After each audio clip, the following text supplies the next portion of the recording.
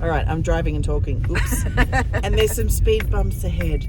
But just wanted to quickly tell the story of our experience in Dubai, because there was a question asked on our friend Angelito's YouTube channel. What's their story? What happened? So basically, Nat had gotten a job over there. We were only, new in our relationship, which was hilarious, being a same-sex relationship. And all the people back in Australia are like, Dubai? You're going really? to the Middle East. Like, why the Middle East? Where it's illegal. So Nat had a job and I had to keep leaving the country every 30 days, which is no problem. You can get a cheap enough flight to another country and just sit in the airport for a little while and then turn around and come back. But that is obviously not sustainable. So the only way for me to get a visa was to accept an offer from Nat's boss to start a company in Dubai, which of course is a tax-free zone. And he was like, well, let's start a company. You get the visa and I can get some visas for my friends from Iran. And it's like, let's do it. Right. He says, just write up a business plan. I'm like, a business for what? What are we doing? We don't even know what we're doing. We're just literally buying visas. So anyway, there we go. A little bit of traffic here. So anyway, we just, did our best. It never felt right, I have to admit. But we did our best, and 3 months into it, because he was actually like investing in it. He's this serial entrepreneur who'd put some money into it, so we put money into it. 3 months later, he's like, "Oh, well, you guys aren't making any money, so I want my investment back.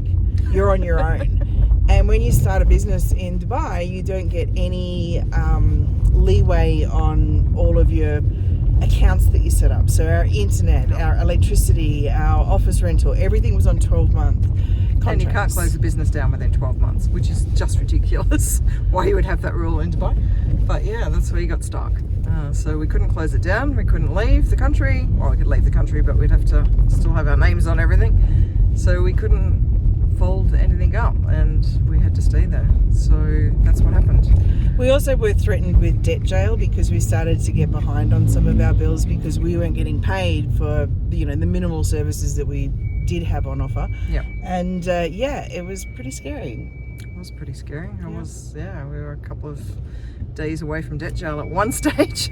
So by the time we got everything paid off and we could get out of there, I don't know, I think that's why we fell in love with house sitting in the first place, because we got to our first house sit, and the minute that lady, she was a South African lady, she had a little cat named 𝗤𝗂𝗍𝗂, and from the minute we walked in, she was so welcoming. It felt like home, and it was like, wow, this feels like a renewed energy and humanity after everything we'd been through. And the craziest part about the start of our journey is that I'd actually done a house sit in Sydney that Nat had come and stayed with me at, when we were first together.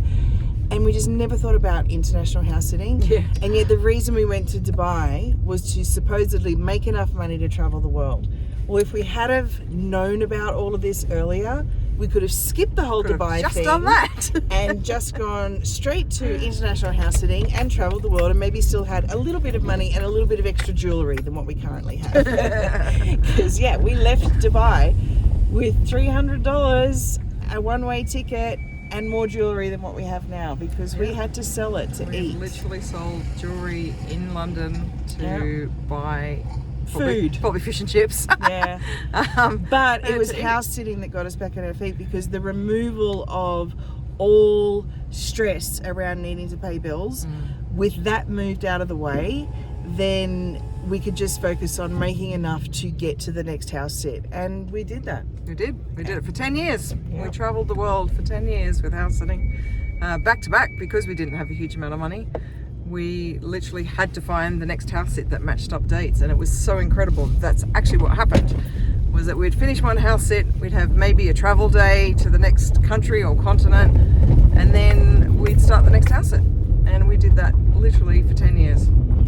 And it was awesome. Freaking amazing. All I can say is thank you, Dubai. Thank you to the serial entrepreneur I who know. pissed off on us and made us lose all our money. Because if we hadn't have lost all our money, if we had have been super rich and successful in Dubai, we'd only ever take like short trips. We probably wouldn't have left. We would have just stayed there doing what we were doing. Yeah, instead we had it was successful. 10 years of the most incredibly rewarding travel because we had so many fur babies and unconditional We've had love from hundreds them. of fur babies we've looked after. I think we've been to about 35 countries now with house sitting. At least 150 pets. At least that, yeah. Mixes of cats and dogs mainly, of course. But we've done a few farms. Parrot, one-winged macaw parrot. Yep, in Greece, of all places. Alright, going up a big bump. Yeah, so there's the answer. Why we lost all our money, what got us started in house sitting in the first place, why we love it so much, and yeah, that's it. And basically, don't do what we did.